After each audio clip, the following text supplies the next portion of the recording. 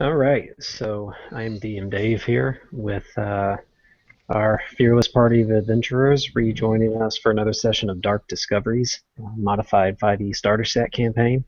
We left off at a pretty intense moment last week, and we'll go to whoever wants to for a quick summary. I'm full, so All right, I'll give it a go. All right. All right, so we started in Phandelver, and we went and took a rest, a quick rest to kind of get our strength back, that type of thing, and then went to the town hall or the mayor's office, met with Sildar, who said that he was going to have to stay back in town. He couldn't go to Cragmaw Castle with us because as much as we wanted him to, because he needed to protect the town, we were able to reunite Snap, the goblin, with his brother, and and then he led us on the trip, which actually saved us a few days. It would have taken us about 4 days, the hard way to get to Cragmaw Castle. He led us kind of through the woods, that type of thing. We came up with the plan that we were going to use Ghemash kind of as our prisoner when we got to Cragmaw Castle. We, sent the goblins in first, went in after them. When we got in, we immediately saw this group of goblins, and they started to call out, but Lorimar was able to put a bunch of them to sleep, and Thor jumped up behind one of them and gave him a chokehold, knocked him out. And then we saw this weird blue door, or like weird door that was just like ringed in like this blue fire. When we went through it, we all had kind of like this weird sensation. When we got through, we were in like this large room, and there was clearly just this horrific battle between Drow and Dragonborn. And about the time when Ghemash ripped off his bindings, that's when we were ambushed by a bunch of Drow that came out. There was at least one warrior, wizard, some type of priestess. The battle was just intense. They summoned a demon to us. At one point, there were at least 2 globes of darkness going on in the room, just obscuring everything. It was Roland just like whips out his whip at one point and just wraps it around this warrior's neck.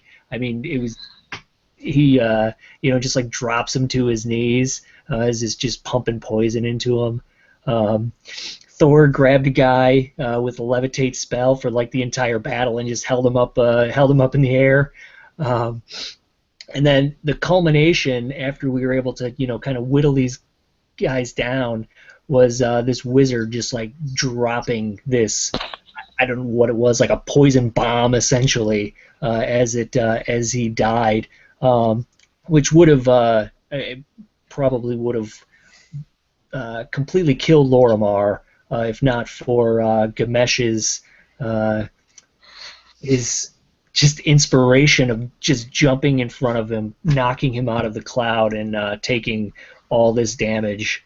And the priestess was about to get away when Snap and help me out here, Snap's brother. It was actually Snap and someone else. Oh, Snap and one of the other goblins Yeah. came up and then shot the priestess right through the face with a crossbow bolt, and that was where it ended. But that was one of the most intense battles that we've had this entire campaign, I think. Yeah, no, it's I mean, we started off brutal, the very first like goblin ambush, and Yeah. it's been brutal ever since. But I like a little bit of real danger, and it felt evident last week. Yes, it did. Perfect. I'd like to and I'm- note that Roland was the first one to almost be down. But he's been the one that got it wrong. I'm sure Ghemash would be remiss if we didn't mention him becoming like 12 feet tall. That's as well. right. Yes. Yes, Thank you I'm for now officially the largest Dragonborn The any of you have ever largest. seen. Yeah. No, that was Yes, you perfect. So let's share this, and we'll roll a inspiration card for you. All right. It's going to be a 10. Nope, it's 10. a 3. No, it's a Okay. 3. 3. Here we go. So you get Meanwhile. Ooh. Play outside of combat. It's an instant effect plot point card. The DM must immediately play out a scene happening elsewhere between important campaign characters. Double actually pretty cold cool. intro type thing. That's cool. Right, yeah, that's kind of cool. So for the timing of your choice. So Oh, yeah, you can hit Dave hard with that, man. Just throw it at him randomly. yeah. Just put me on my heels on the spot. See what I can pick up. So yeah, that is where we left off. We're gonna pick up there in a moment, but we do have a heck of a cold opening for tonight as well. And tonight and throughout here, I'm going to be popping up some images for you on the screen share as I describe things, because I want this specific image to come across for certain things or people. And yeah, so any questions, or you guys want to just get going? Let's do it. All right. So we will start with our very first cold open. Now, what we see here is it's a fade from black, and as we start seeing an image, you notice you see this old, very ornate, but looks like the years have taken its toll on the surroundings. It's a throne type room.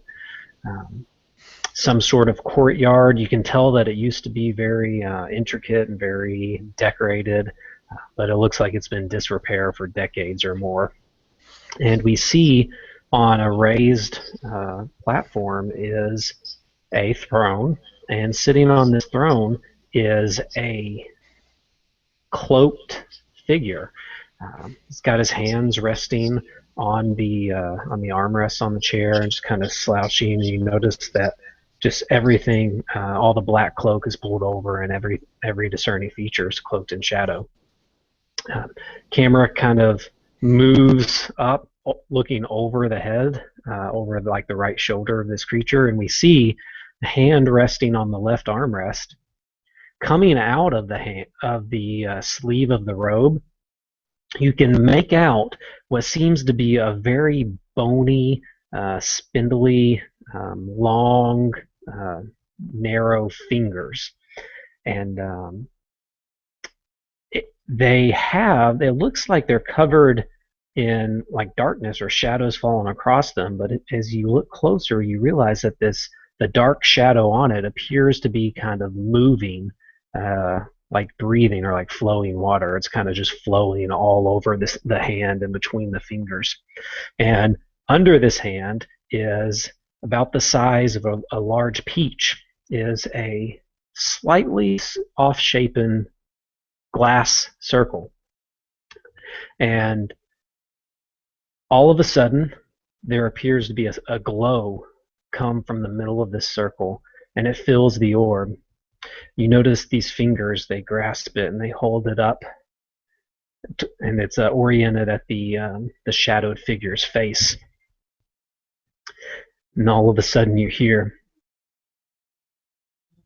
"It seems that our enemy was hiding more than we thought."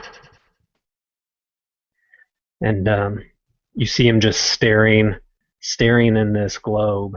And all we can see is just that there's a series of like flashing and moving lights inside it. There's a little bit of mist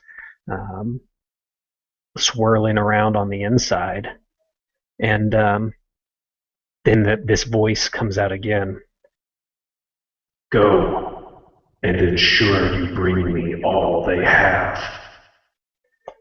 And so the camera kind of pans up a little bit, and we see coming from the further recesses of the room, stepping out of the shadow. This will be the first screen share I give you. You see, if I could find a folder, this female slowly emerge from the shadows, wearing black leather armor with dark gray studs all over it, hair pulled tight into braids at the back of her head, markings all along her face in a dark crimson brown type, piercings all over her eyes, extensive eyeshadow, and just this like permanent scowl look on her face. So we see her come forward out of the shadows, and she's looking up over her eyes and just goes, "I will not fail you." And she goes back into the shadows, just kind of retreats back into them, and that's that. That's this week. Now, we will pick our story back up in this courtyard we were in last week with the crazy battle. And to clarify the scene here, we're going to pick up a couple steps forward from where we left off. So this levitated drow mage has been kept aloft by Thor for the extent of the battle. He's taken damage. Solarian is raking out parts of him. You notice that he grabs this crystal in the middle of his chest. You see he cracks it, and it starts to glow and spread. And then this noxious cloud just erupts from like the center on him. This green noxious cloud begins to fill the room, and you see Ghemash, his large form. He strides forward, just shoves Lorimar. You go sliding, causing a streak of dust as you get pushed to the very outer edge of the skirts of the cloud, and everyone within the cloud just drops down, just breathing in these noxious fumes. Lorimar, you take a moment to regain yourself. You blow the cloud away, and then at the same time, while you're distracted, this drow priestess is trying to sneak out of the room. As she gets to the very edge of the cloud, Beanbop, or I think it was Snap. Nope, it was Beanbop. Thank you. So Beanbop, he emerges from the doorway, leaning over his shoulder is, and we'll go, let me make sure I've got the picture saved here one moment,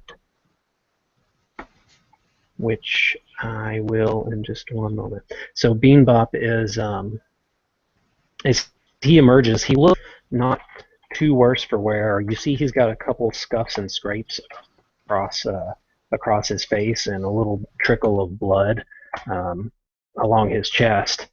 But you do notice that across his shoulder, you see he is supporting this individual. It's Beanbop is a surprisingly large goblin, like a small human, and just dwarfs everyone else. You notice this guy is wearing a more expensive type of armor. He's got very fine hair. He's got aged, wizened appearance on his face, and he isn't quite as big as Beanbop, but he is large for a goblin. They round the corner, and this crossbow bolt comes through the priestess's eye. So that puts you guys out of combat. Now, what we see here, Lorimar, you've seen Roland goes over, and he goes to lay hands on the body of Ghemash, whose skin is kind of bubbling from this poison cloud. And as you're looking at this magic coursing from Roland's hands into Ghemash's body, you can see behind him the remnants of this cloud are still kind of billowing in the air. And as the magic essence puts off a faint glow, it just amplifies through the green cloud around it. And as you look, for a brief moment, you can see in the mist of the haze reflected over Gemash's body, you're oriented where it's at Roland's back, and only you see that there's a figure standing over Ghemash. And this catches your attention, and you look closer, and your wind continues to push these clouds away. And as it clears, you start to see a somewhat familiar figure. And then, as they continue to push away, you realize that you see the image of Coralon standing right over Ghemash, just kind of resting his hand down, exactly where the healing magic is coming from Roland's hands, as if he's doing it or he's adding to it. And as you're watching, you notice he looks up and he connects eyes with you, and then his image blows away with the rest of the cloud. And Ash, you are now fully healed. You have full health. All your spell slots are restored. Brand new character. And you guys are standing with all of that going on.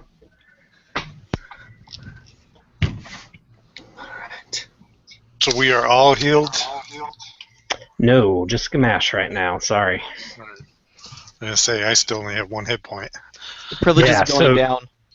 Yeah, so... Oh, and thank you, I forgot, too. The goblin draped over Beanbop's shoulder is extremely worse for wear. He looks malnourished.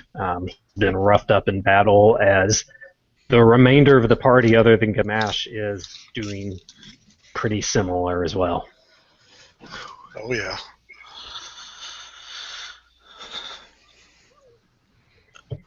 Ghemash, are you okay? So as you'd be looking down at Ghemash, like, instead of like a grimaced, like pained look on his face, there'd almost be like a smile, as he kind of comes back out of another dream, almost. Where for like a brief second, if you were looking through his eyes, you would see a Dragonborn very similar in appearance. That looks very similar to Ghemash, kind of putting an arm on his shoulder and like smiling and nodding at him, as he kind of comes forward, and just like a whisper escapes his lips, and he says, "Crush." And his one eye opens, and the other eye is, as you look at it, you would just see that his eye is just shriveled and blackened, and there's no life in it. And the one eye kind of focuses in on you, and he kind of like, he looks in surprise, and he reaches up and touches his face, and feels this mingled eye, and like moves his hand away, and kind of just like looks up at you and just smiles and says, "It's good to see that you're alive, friend." And he puts a hand on your shoulder and slowly gets up on one knee.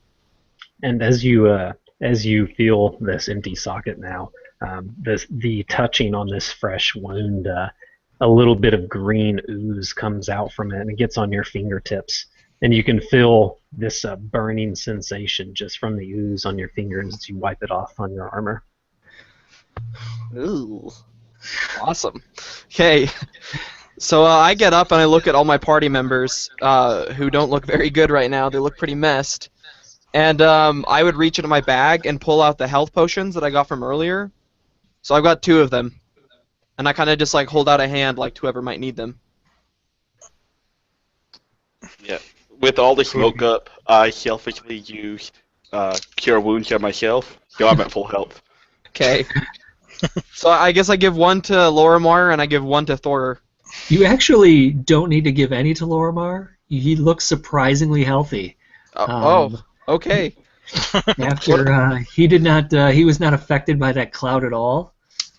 So he grabs one of them, and he can see just he's looking around and sees you give 1 to Thor, and he looks at Beanbop. Beanbop, does your friend is he in need of healing? And as you say this, Beanbop is he's slowly hobbling in with his figure on his shoulder, and the fellow leaning on Beanbop kind of raises his head. He goes, "All I need is time. I see you guys had your work cut out for you in here." couldn't have been easy for you either. Well, I am pleased that you all deigned to help us at the time we so needed. He raises his one arm forward. He goes, I am King Tab. Beanbop has told me that you have served him well. It has been Beanbop who has served us many times. He has saved us more than once. We owe him more than you would ever know. As the Kragmaw clan owes you as well. Are there any more of these drow in this castle? Well, that was the last. I fear we are the only remaining living individuals in the castle. Save one of my men back in the prisons. There's also 4 goblins fast asleep in the storeroom down the hall. What should we do with them? Are they with us or against us? To the prisons with the traitors.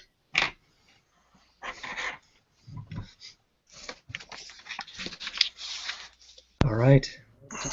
Seeing that he doesn't need healing, then I would, and knowing how badly hurt Thor is, I would kind of toss the healing potion his way. How much do the healing potions recover anyways? 2d4 plus 2. Sweet. Each? Yeah, they each do. They're minor healing potions.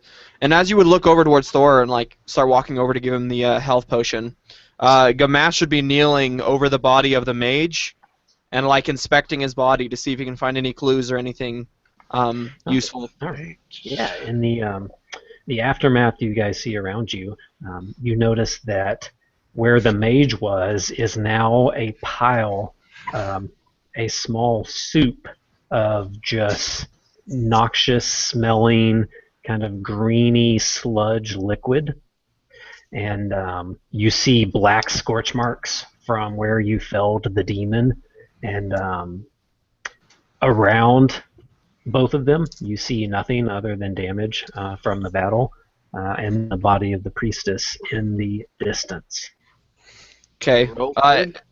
If they're just sludge, I'll go check the priestess then.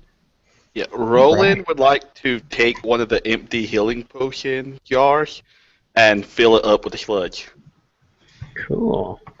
Yeah, you are you just kind of using anything to like put it in there, or are you just kind of open it up? He picks it up with his mouth and then spits it in. I have a herbalism kit, so I'm guessing I have some type of thing to help move it. Yes. So you find some tool to kind of scoop it into the. Let me take one chance. Actually, hold on. Okay. Yeah, you scoop it in the jar. You have no problem. So now you got one full jar of this sludge.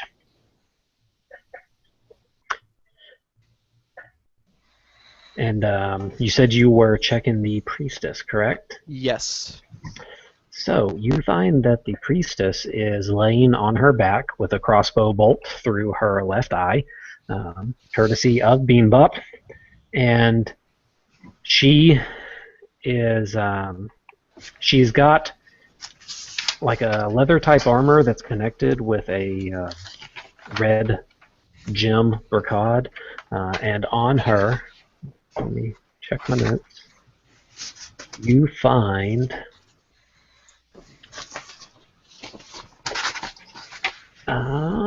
there you go. Has a pouch on her hip that holds 30 gold and 2 rubies. And if you continue searching, you notice that nestled under the red brocade, it was like a hollowed out thing. You find a crystal shard. I will take that. As you grasp this crystal shard, you feel a surge in energy. And you know that it was similar, it feels similar to the crystal shards that you found at the orc encampment from the orc scouts. So I've got 2 then. And as you pick this one up, you notice that an aura emanates from it, and a trail extends out the front of the castle. Okay. Interesting. While Ghemash is searching this priestess, Lorimar would look over at King Tab and say, "We had a friend here, a dwarf. We were told that he was brought here. Gundren, his name was Gundren Rockseeker. Have you seen him?" I did know the dwarf. I saw him briefly. I was already in the prisons by the time they captured him. He left a while ago. Left? With whom? With the drow. They were transporting him to their headquarters. Was he a prisoner, or did he leave on his own free will? He was a prisoner. However, he didn't receive near the treatment we did. He walked willingly. Interesting. And, so King Tab, he kind of looks around, and he goes, "Did you leave none living?" Just the 4 in that storeroom. Did the Drow warrior escape the blast, or was he like beheaded or something? I don't remember what happened to him. Yeah, he was killed by He was dead Roland's already. whip. Oh, okay. Never mind. Yeah, as you mentioned those 4, you see a King Tab says, "Those fools will know nothing. Perhaps mine will be able to tell us more." Is there anything left of the warrior to check? Yeah, so on him, you find that he has about 4 daggers all over his belt, and some dried jerky inside his like chest. Rations for the animals. Does he have any armor? Yeah, he has. What did I have for him?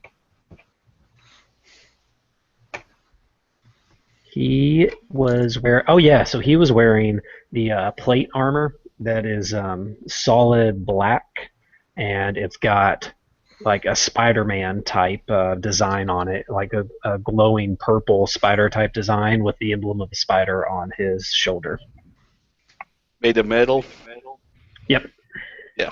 I don't want him. I would definitely call Thoroar over to see if he wants any more knives. Does the armor look expensive? Yeah, it looks like there was some intricate work that went into it. Just because it's cool. Let me see if I still have the picture of it saved. And I'd pass on the daggers. I already have 2 of them.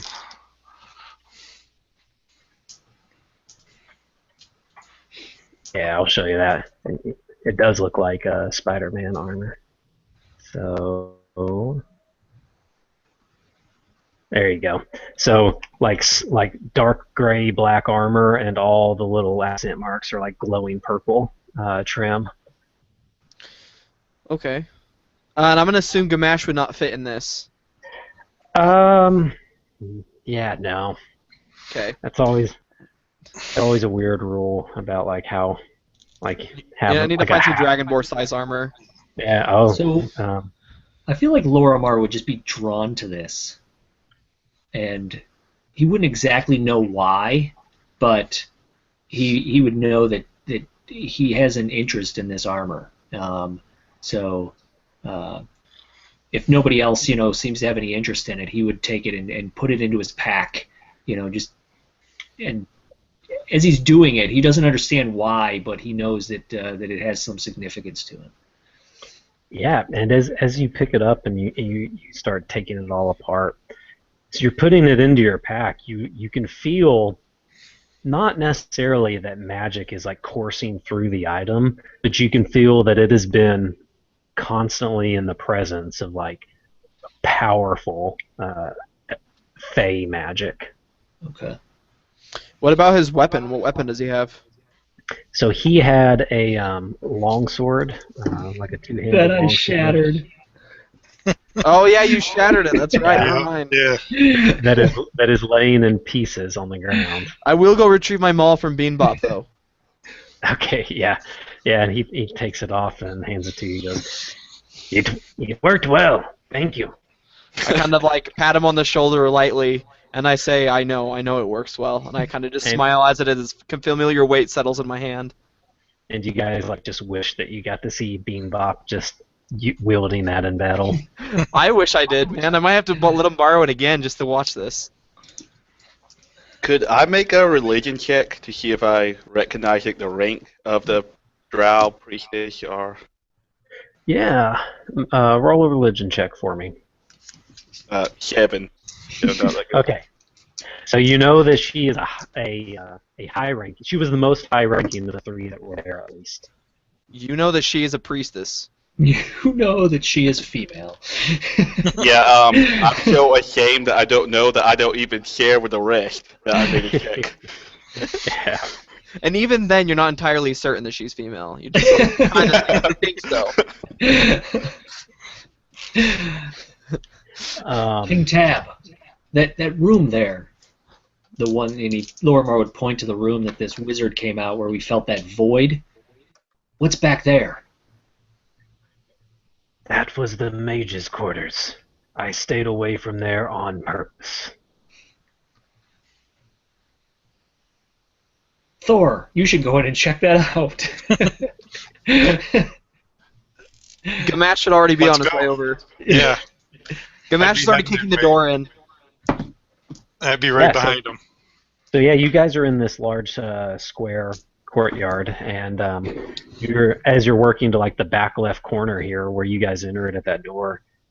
There's not a doorway here; it's just like an open frame that leads to this.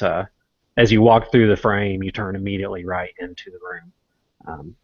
And so when you walk through there, you realize there is a bed with a very fine mattress and sheets on it, like a satiny type silk sheets. And you see there's a nightstand with a couple pieces of gold and some more rubies on it. So we'll say 5 gold and 2 rubies. And on the wall opposite the bed, you see a chair and a large stone work table. And on this table, you see an assortment of items. All strewn throughout the table. You see, well, we'll start off. On the corner, you see one large bound pouch. And if you open this pouch, you find 400 silver and 40 gold.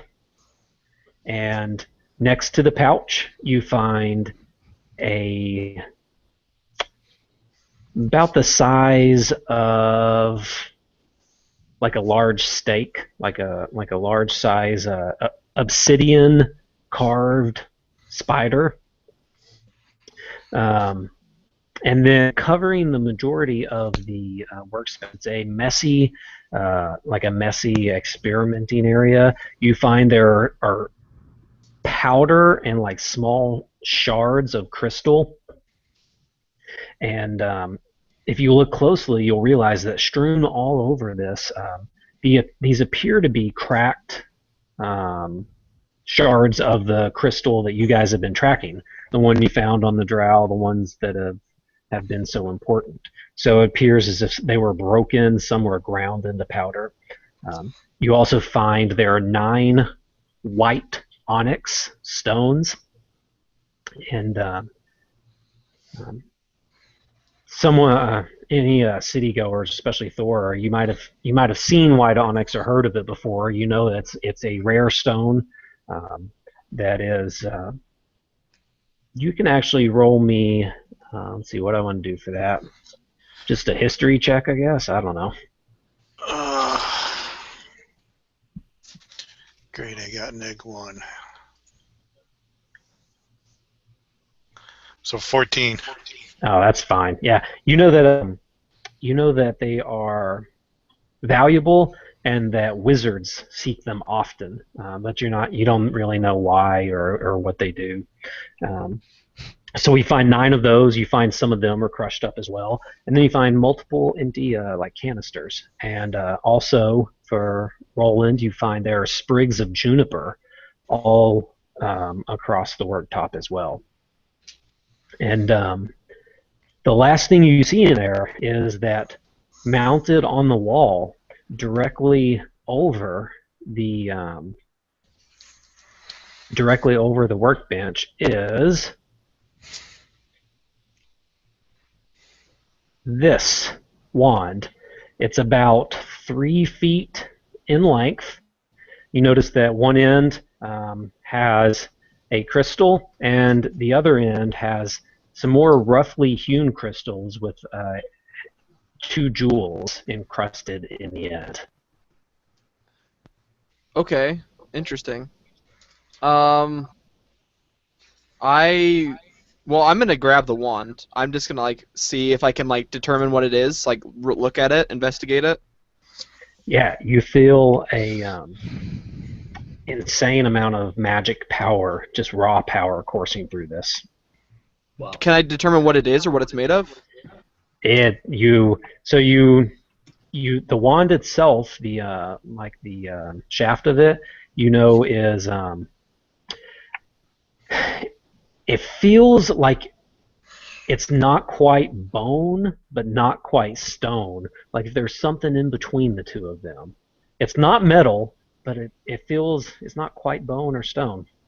And then you can tell the crystals on both ends, and the jewel are the crystal is the source of the power, and the jewels appear to be like coursing through it or amplifying it in some way. That's all you can tell. In D&D terms, can I determine what it does? No, you can't. Okay. Nobody else uses like wands or stuff as spellcasting implements, do they? Like besides me? Definitely not me. I can, but use I staff, don't. But you said it was a staff? No, it's a wand. Your wand? Alright, yeah. Wands are too small. Lorimar can't use it, or? I can, but I don't. I have my own arcane focus that I use already. Would it be possible if I found a good enough blacksmith to like build this into my maul? Like if I hollowed out the inside of the shaft and like put it inside of there, would it work? It could be attempted. Okay. Well, I mean, if nobody else makes a move for it, I just kind of I like toss it in my bag. Like, okay, we'll figure out what this does later. Okay. Before he does that, Roland will reach out and touch it and try to cast Shillelagh on it. But if it's not made out of wood, then nothing will happen. Yeah, no, nothing. So you assume that there's no wood in it. Weird. Could I show it some type of bone? Could I roll nature? Yeah, roll nature for me. Not good. Like yeah. So you can tell that 12. You think that the crystals are some sort of natural crystal imbued with magic, and you can't quite put your finger on the shaft. You can't tell if it was like created or if it was some sort of natural thing modified. Like it totally baffles you. Yeah, so Roland would just look at Ghemash and go, "Oh, that's a beautiful piece of nature. Don't ruin it by putting it with your." You jerk! Wow. I just kind of like look at him as he says this and like shrug my shoulders and throw it in my pack. Yeah. Cool. And yeah, that's all you find other than like a nice bed. What about the onyx spider? Is there anything special about that? I mean, not onyx, obsidian. Roll me. Anyone who would like can roll me a religion check. Okay. Oh, I probably stink at that too. 22. Yep. Ooh. Okay. I'm Yeah. So anyone who gets over a 15 Whoa, yeah! can tell that this is, well, anyone who gets over a 10 knows that this is a emblem of Lolth. And anyone who gets over 15 knows that this particular like size and material is a very valuable, not common religious relic. And Lorimar, with your natural 20, you know that this is entrusted to an elite circle within those who serve Lolth, to only her strongest and some of her most capable arcane users. Damn. Being that close to death last 5 made us really religious. Yeah. It's just a glass spider to me. Is there any like papers with handwriting? Oh, Anything around? thank you. Also, how'd I miss that one? So, you guys notice that on that nightstand is a book. This is a large type of tome that is a very hard leather bound with some intricate like a design on the very outside of the book. You can't see any writing on the cover. Well, It's just sitting there on the nightstand. Thor is going to go over and open it up. Is it a spell book? So it appears to resemble a what well, anyone who had seen Wizard spellbooks, appears similar to those. Thor, when you flip it open, you realize that it is entirely blank. ooh. I immediately lose interest. Walk away. Is it a grimoire? It does not say grimoire on it from Ghemash looking at it from across the room. No, it doesn't. I'll walk over, and because I know what grimoires are, like being what I am. Yeah. So like, can I tell if this is a grimoire or not?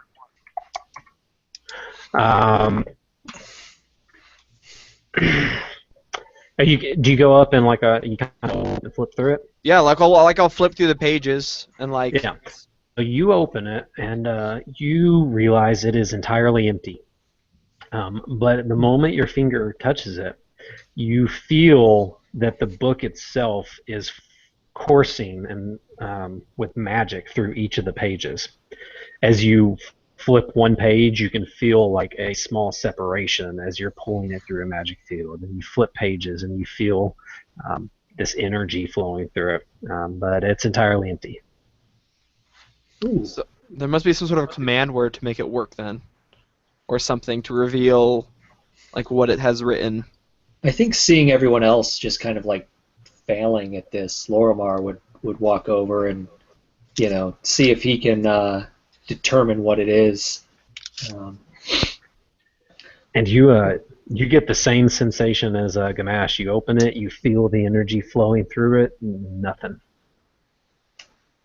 Interesting. Seeing all of them so interested in the book, Roland's gonna look for animals. You find Solarian outside in the little courtyard there. I will give her a piece of the jerky that I found on the warrior. Oh yeah, she pulls it in with her claws and just kind of lays on all fours and just goes to town on it. And I'll just wait outside for the other 3 of them to get done with their book club. Their book club. Does the magic from it feel like evil, or does it just feel like it's full of arcane power? Yeah, all you can do is sense arcane power. You can't sense malevolence or divine essence either. Interesting. So as I'm like looking at it, I'm gonna like, I don't know, like I still don't know what my item does, but I reach into my pouch. I'm kind of rubbing something between my fingers.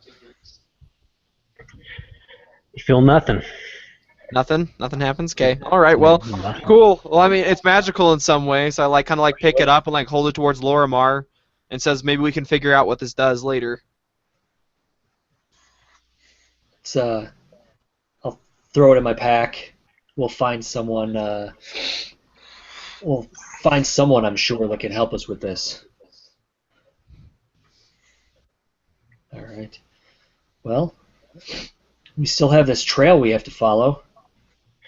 And so, Roland, while these guys are talking in there, you notice that Bean Bop and King Tab kind of they come up to you and they go, "So what is the plan now?" And okay, one of the gyms let off a trail, and every time we follow them, we get into trouble. I feel like that won't stop us. And by this time, the rest of you are walking out the room. So, And the first thing Ghemash says as he walks out the door and says, "I think we should follow this trail." so you just hear King Tab chime in first. He goes, "Well, I don't want to keep you from your journeys. If you mind, would you help us move these goblins to the prison?" I just kind of nod, and I walk in. I walk down, football throw, two of them over my shoulders, and walk down into the prison or whatever, and throw them in their cell. All right. So, King Tab, do y'all want to go with him, or are some of you gonna kind of camp out in the courtyard? I'd like to suggest that while we have a roof over our heads, we take a long rest. Yeah, because Thor is still kind of hurting here, so I don't know if you guys need spells back or what. But Yeah, and so King Tab, he kind of mentions to you. He says that he's going to show you the barracks where they're bed on the way to the prison. I think while he's doing that, while he's kind of showing us around, I just ask him. You mentioned earlier that Gundren went with the Drow to their headquarters. Do you know where this headquarters is? I only heard talk of it. I don't know, but by now you guys you've gone from this main courtyard. You've gone down the stairways that Thor was standing by earlier. You've crossed by the barracks. So you went down one flight of stairs. He points the barracks ahead. You turn 180 degrees. You go down another flight of stairs. And as he's pushing open this door, he goes, "But perhaps he will." And you guys walk into the prison, and you see a goblin, large goblin, big potbelly. He's got one leather strap just kind of way over his potbelly. You notice there is a giant great club next to him that is just drenched in blood. And inside this room, dug into the stone walls are recesses that are covered with bars, and he's just leaning back against this one bar, just kind of sipping on a thing of wine in the prison.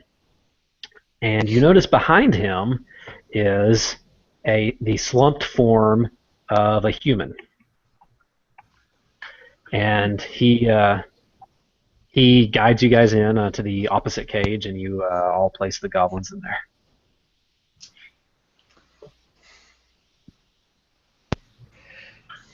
And that's the he talking about. Okay. I think Lorimar would just walk up and, whatever mead he's drinking and be like, "Oh, I'm thirsty. Can I have some of that?"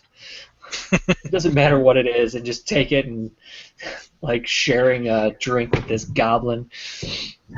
So you walk up to him as he's got it tilted up and kind of reach your hand out. And this goblin kind of just looks down at you, doesn't understand a word you're saying. He just knows that you're pointing at his drink, and he just kind of tilts it back up, just keeps drinking, kind of rolls his eyes, and crosses his arm back. Lorimar stands uncomfortably close to him. And I whisper to Lorimar, I say, "I think he needs a hug." You might be And right. King Tab has sat at a table in the room now, and he goes, "Sir Jack, it's fine." Or wait, he's and then he starts chiming off in Goblin. He says something to him, and you see this big guy just grab his club, and he just picks it up and he walks out of the room, and just sets the wine down on the table as he leaves. I drink the wine. It tastes like goblin spit.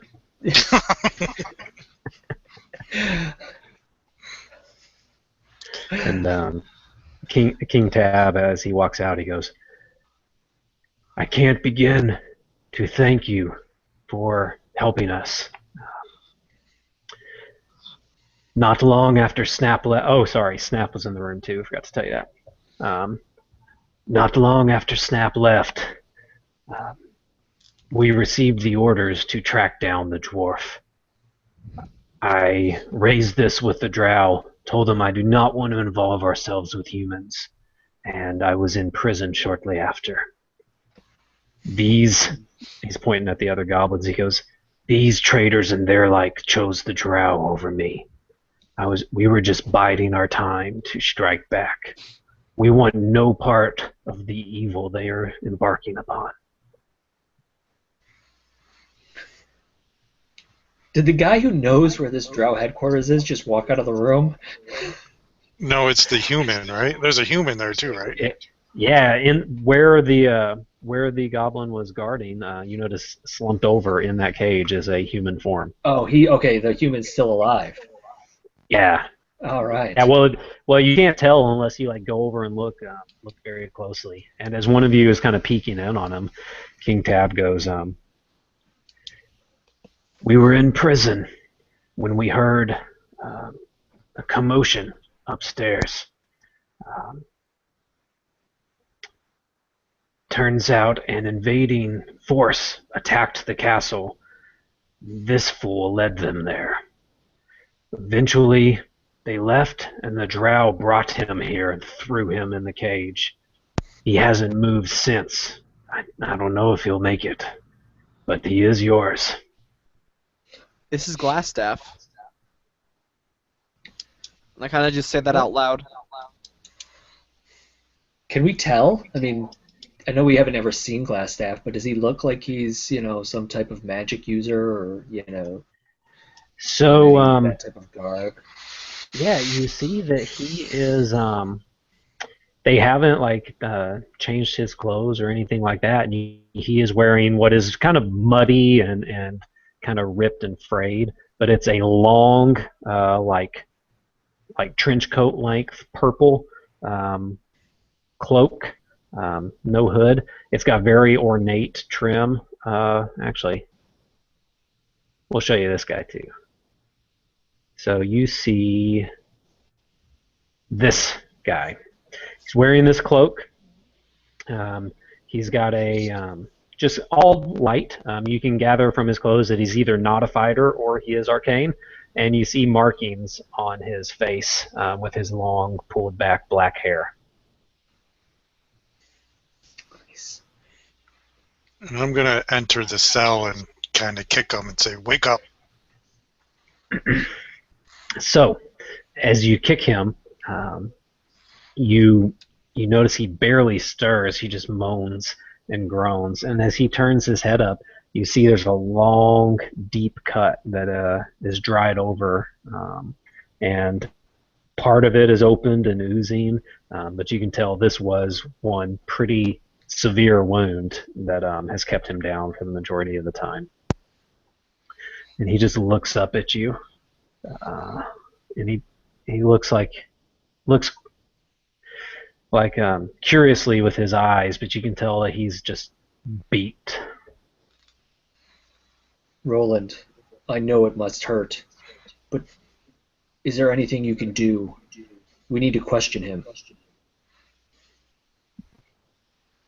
I will kind of close my hand in anger, making a fist, and shaking, and then when I open it, there'll be some good berries inside of it, and I will offer Lorimar as many good berries as he wants to give.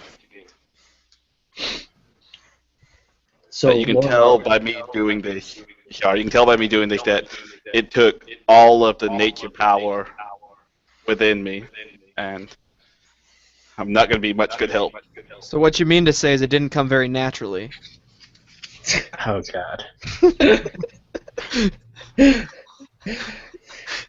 So Lorimar would just like go in and just kind of like, stuff one into his mouth, clamp his hand over his face, so that he can't, so he can't spit it out or anything like that. Before he does that, though, Thor's gonna like tie his hands like on the bars if he's a magic user, so he can't use his hands. Okay. Yeah, so you stuff this in his mouth, and you see that you're kind of chewing for him, but as the berry bursts, you smell just near his mouth like an intense scent of pine trees coming out, and as the juice starts going down his throat, you notice he starts to chew it on his own, and he swallows it. He looks up, he kind of looks around, and he kind of motions his head towards the wine on the table. He goes, "A bit parched." The wine that tastes like goblin spit? Yeah. And you kind of bring it over, and he's sitting up here, and kind of raises his hand. He's like, and I just stick it in his mouth. all right. And like, so he pouring it down his throat. Yeah, and he empties the entire thing, just barely any dripping out of the side of his mouth. And as it dries up, he stands up a little more to full height, and he goes, "Where are the Dragonborn?" Everyone's head just turns and look at Ghemash. I kind of like raise my hand, like, Yeah. and then I realize he's not talking about me, like the other ones kind of like raided the place, and I kind of like lower my hand, like slowly. and well, I gather you are not with them then. What is it you would have of me? By the way, does he see that I have his staff like across my back? Oh, you did pick up the staff, didn't you? Yeah, I did. Yeah, no, he hasn't seen it yet. Oh, that's good. Thor's gonna say, "We have questions. Who are you working for? Why did you bring that force here?" Working, my dear? No. How about captured and forced? I have no lost love for the Dragonborn fools. He kind of like winces at his head as he's saying this like emphatically. Why did they capture you? They demanded that I show them the way to the Drow.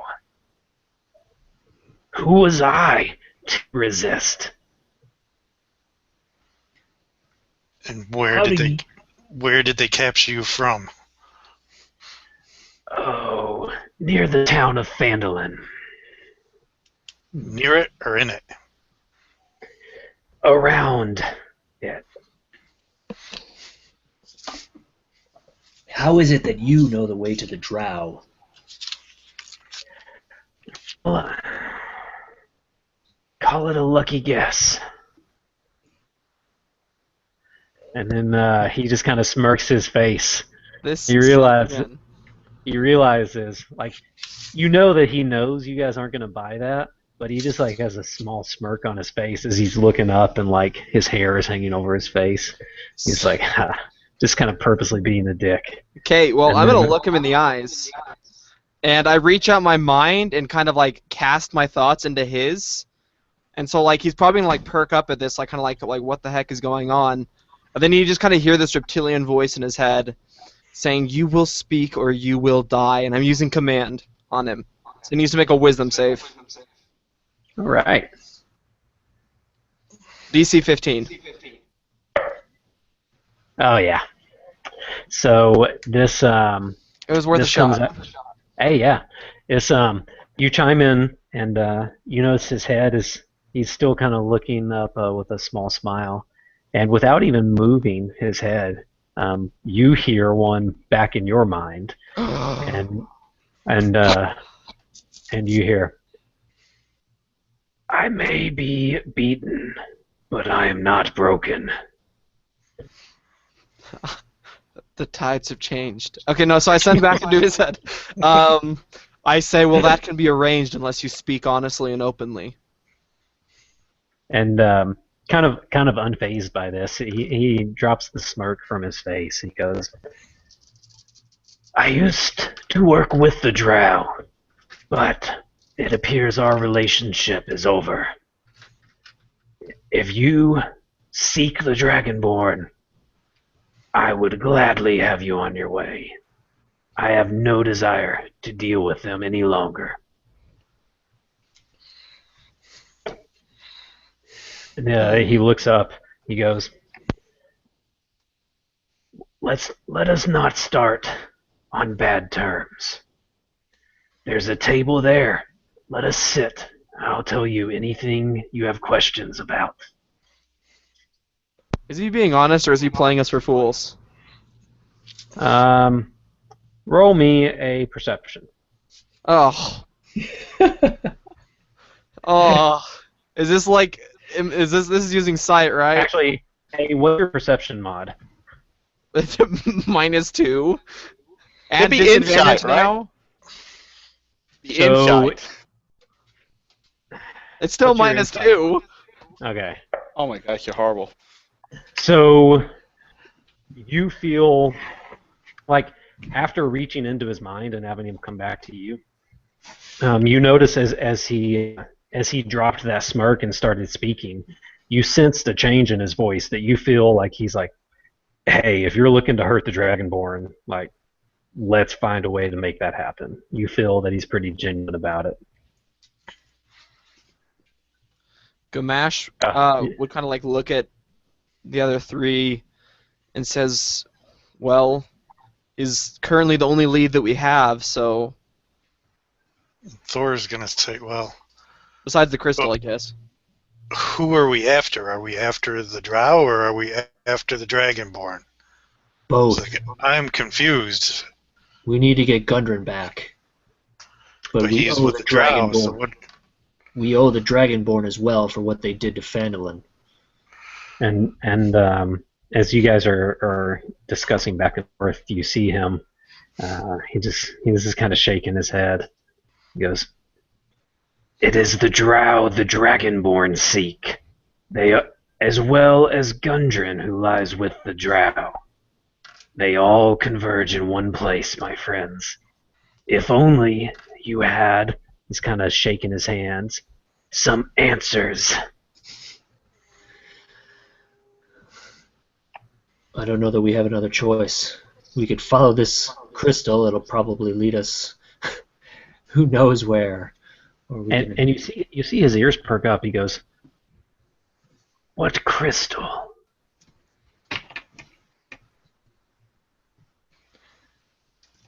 Oh, well. I guess I pull one out. "Where did you get that?" And I say, it would sure be nice if you had some answers and put it back in my pouch. You hear in your mind, just echoing in the back of your mind, "You have no idea what you possess, do you?" And I respond from my mind to his and say I have an inkling of an idea. And he just kind of lowers his head, just shakes it from side to side, and lets you all talk back with each other. Thor's gonna say, well, I don't trust him, but if you guys think it's the only way. I say I think I it's trust the him only as way to far get as I can answers. throw him, which is at least a short distance. All right. If he makes a move, we put him down quickly. Roland will take out his whip and just crack it inches away from this guy. Let's leave him in here for tonight, so that we can rest, and we'll get a start in the morning. Not the smartest of moves, but who am I to inspire trust? And why would you have us leave right now? I would have no one leave. I would sit down, and we would discuss. But you have shown such great intuition up to now. Do as you see fit.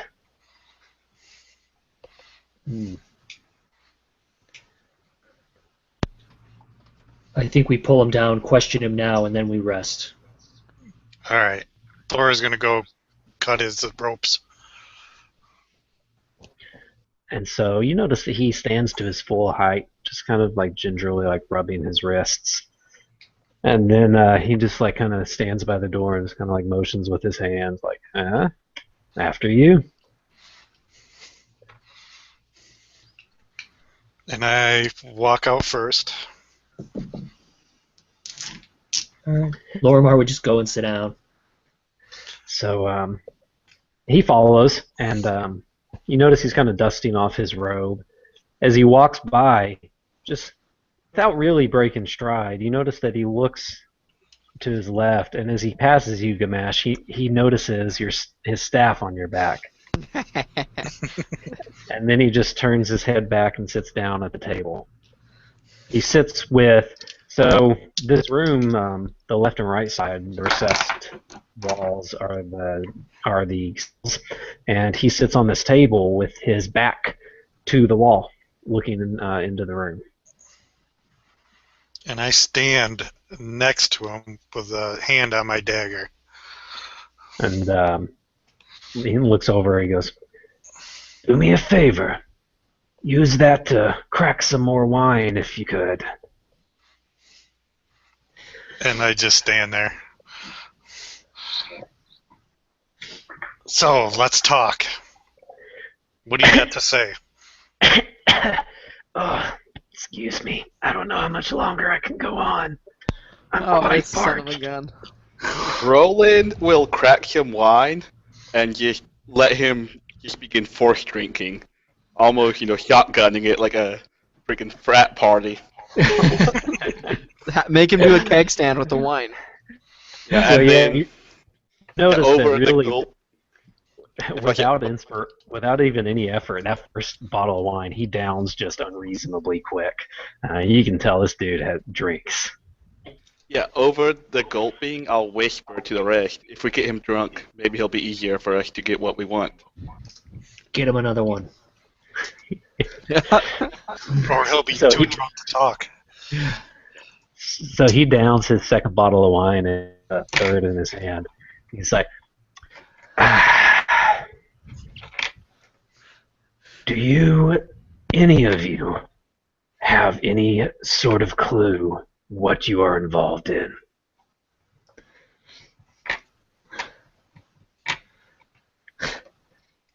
All we know is we are after a dwarf. We just want to get our friend back and avenge the town that was attacked by these Dragonborn. Ghemash just stares at him silently. And what lies at stake if you fail to find this dwarf? He is our friend. That is what is at stake. He just smirks and just takes another long swig of the wine. The dwarf is pointless. He means nothing. And at the same time, he is the most important person in Faerun right now. You need to speak plainly.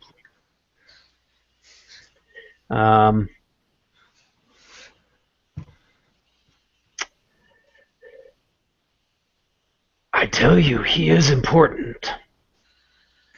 So important. Who am I to trust you? And I look at him as he says, "Who am I to trust you?" And I say, "Well, he trusts us." Oh, so it is, yes. And well, the King of Cormyr trusts me as well. So it is said, it must be true. This guy's an asshole. Well, you got a couple of options. If you want us to go after the Dragonborn, we need answers as to where our friend is. It's the only way that will help you.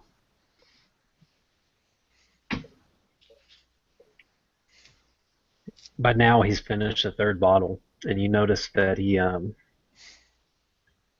he's starting to just look around more seriously. He takes another bottle. He just turns the entire thing up, chugs the whole bottle again, shotgunned as fast as the other. He pulls out his fifth. He just looks down for a bit, rubbing his face. It's a funny road that life leads you along. Have you heard of the Lord's Council? Have we? Would we be familiar with that? Yes, you, to varying degrees, you will know about it. You know that the Lord's Council is a group of some of the most respected warriors under the employ of the King of Neverwinter. And you know that Sildar was a representative of the Lord's Council. It's why he was tasked to by Gundren as a protector, because he was so fabled.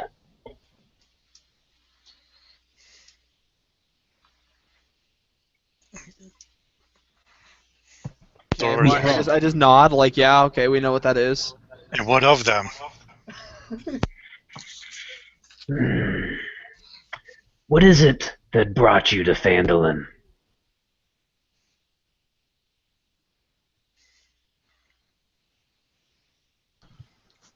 It was Gundren. We He were knows the location of a mine. How is Sildar doing? He is fine. But now you need to start answering some of our questions. I remember 12 years ago when I pulled his ass from the fire. He was foolish then. Has he wizened now?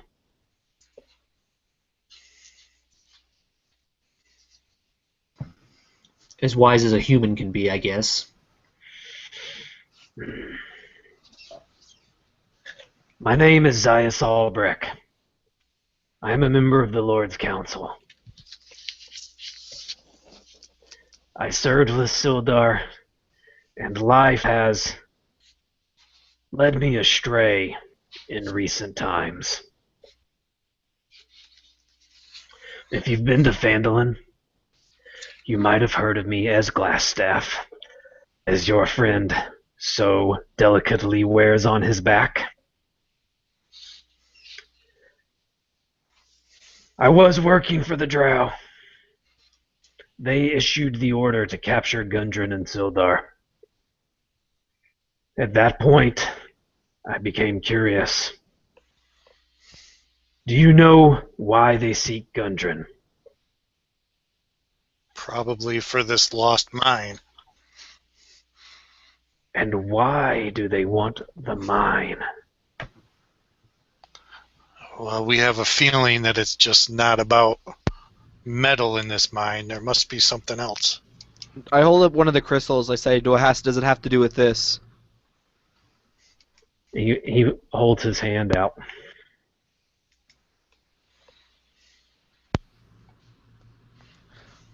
So I Lorimar know, holds I his know if hand. you break these in your hand, that you're taken somewhere. Yes. No. What? Because that was Nope. what one girl did to me. Okay.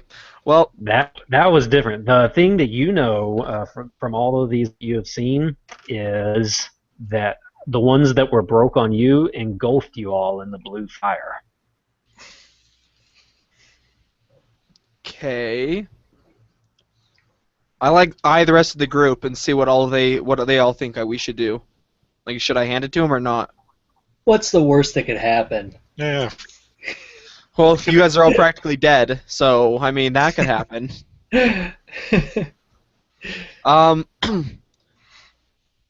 just kind of like look at them all as they're like, I guess they kind of like look at me and maybe one or two of them give me a nod, like okay, it's fine. And I kind of like, I don't give him the new one that we found. I give him the old one. Nice. Cool. So he raises his hand out and he looks at it and he goes, "Such history. Not a one of you knows what this is, do you?" He raises one hand, and appearing in his hand, you see a mote of light, just dark or light that engulfs the room. And you see he kind of waves it away flashily. You see him in the other hand holding the crystal. You see it begin glowing. It goes from this kind of dull purple black crystal. Now it's glowing white and blue. He goes, "This is a Chardolin." And he takes the crystal. He goes, "Do watch." You see him rear back, and he throws it across the room. It impacts the wall, and you see this burst of light appear on the wall. Chardolins are ancient. No one, even the wisest, know where they come from. They are rare black stones. They naturally absorb and release magic. One spell in, the same spell out. Very useful in their own right. That is what the Drow seek. That is what the Dragonborn seek. I don't know why the Dragonborn want it, and that is the most worrisome. I do know why the Drow want them, and that is the most devastating. Do any of you know of the spell plague? Of course. I lived it. Now here is an interesting one. When you say that, he kind of cocks his head to the side, and he looks at the rest of you, and the rest of you have absolutely no idea what the spell plague is. He looks at you. He goes, "Elves are long-lived, but how have you done this?" It has affected everything in my life. My clan was wiped out during this spell plague. And what have you done for the past 400 years? I have been searching for a group that can recover the remains of my lost ancestors. So here's the thing when he says that. To you, with your initial fall of your city, you remember waking up in the wilderness, It's been only a few years. And you've spent about 3 years searching. And that's the reason none of you know what it is. The spell plague was over 400 years ago. So he goes, he kind of sets that aside as you tell him, and he assumes that you've just been wondering. He goes, "The spell plague was when the heavens opened up and rained fire from the skies. Blue azure fire that changes all it touches.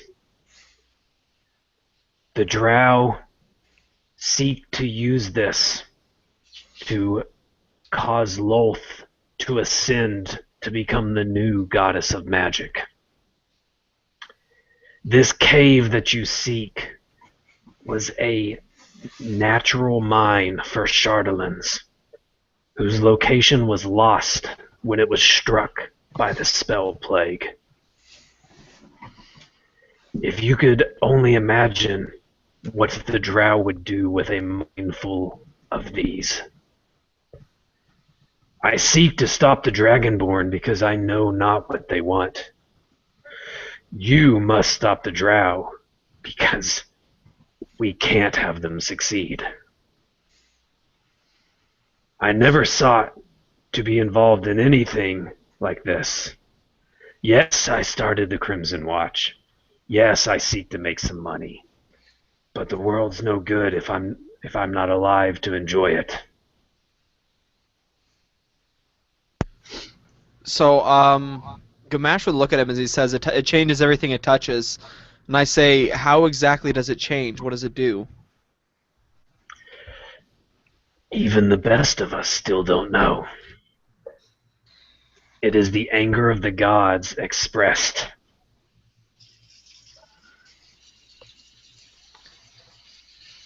And Then no, then you what's need up? to tell us. You need to tell us where this mine is, and is that where the Drow and the Dragonborn are going to meet? To my knowledge, only Gundren knows of this cave. That is why he hints everything upon finding him. Then where can we find him? That I do not know. I never met the Drow headquarters. And you say that you seek to stop the Dragonborn, yet the Dragonborn seek to stop the Drow. Why? How do you know that the Dragonborn are simply stopping the Drow? You notice a sobering look come across his face. He goes, pause for a moment. Does it, I forgot that I leveled. Never mind, I'll say that for later. He pauses as his sobering look crosses his face. He goes, I have seen who they work with. There are worse things than the Drow. And with that, you would see Thor's face, this like worrisome, like look come over his face, like you've never seen before. He goes from jovial, like cocky air Genasi to like his mind is like off into other places now. As this sobering look has come across his face, you notice that the weariness has replaced it. And he kind of stands up. He goes, I grow weary. Lock me back up and let me sleep. Do what you will. And he walks willingly back into the cell.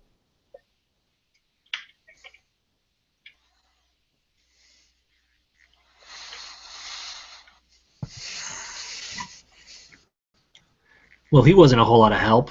Lorimar literally says that.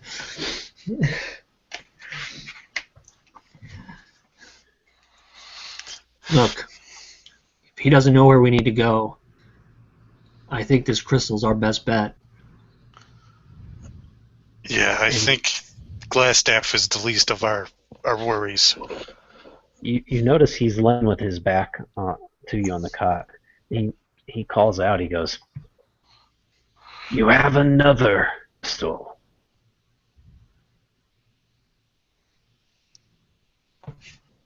Is it in the top of the staff? No, it's it the was a one you question didn't give mark. him. Yeah, Oh, it was do a you have question it? mark. The wand was made of the same stuff, right? Mm, Or was it not? you can't tell. You know that it's made of crystal. Okay, fine. And I just respond, yes, we have one more. He wearily pulls himself up, and he goes, "And where was this from?" A drow priestess. I took it off of her body. He holds his hand out and he goes, carefully. And I hand it to Lorimar, who has much more dexterous fingers than Ghemash does.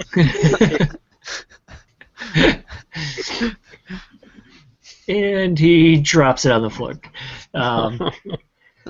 He hands it to Glassstaff, and just kind of like points at him as he hands it to him, and just says, "This one doesn't get thrown against the wall." You notice he takes it, and he looks intently. He sighs and takes a deep breath. You notice he puts his hand on top of it, and he just looks. He's just staring at the back of his hand. And you notice he's just frozen here. He's just looking at it. And then you start to see a bead of sweat dripping down his face. And he pulls one hand up, and you see a stream of purple-green energy coming. And he starts pulling it back as this energy starts wrapping around his hand, and he slings it. Not towards y'all. It's across the bars and across onto the wall. And you notice that this energy turns into liquid, eats through every bit of the bars, and goes through deep into the wall, just eats it all away. Now you notice the shard itself is just a black stone. And when he lays his hand on it, every one of you can see a glowing trail start to emanate from it and lead up the stairs. And he hands it back to you. He goes, "That could have been bad. This should help." And as soon as he takes his hand away, you notice that the trail is gone. And he's handing it back. What was that? Did you hear nothing? They absorb what you put into them. Do you think she would be so foolish? Do I know what spell that was? You know that was something really high level. I don't know D&D what it is because I just made it up. It's probably the same type that the mage there exploded with. Yeah, you guys got the gas form of it, and she had the liquid form. There you go. When I take it into my hand, do I see the trail again? No, you don't. Where did the trail go? Excuse me. And you notice that he's dripping with sweat now. He goes, "I really must rest." And he goes and lays down. And if you could see, you notice he has a smile on his face. Now only he has the trail, this piece of crap. He's not stupid. He's going to make a way to keep him alive. All the best people find ways to stay useful. That fetcher. I'd start. What would you do if we decided to kill him right now, Dave? How would you proceed from there? Because Ghemash is contemplating it. The story is yours. I start handing this crystal or this black stone now around just to see if anyone else can see the trail. And as it passes to the last person and none of you can see anything on it, he goes, "See you in the morning, boys." I hold the staff up in the air like a hostage. No, I mean, I'm not going to quite yet. We'll see if we need to. He pulls any crap. Break his prize staff. That's awesome. I don't like it. But it seems as though he's bought himself a little bit more time. Roland is going to suggest that someone keeps watching him during the night and then quickly run off to the barrack room.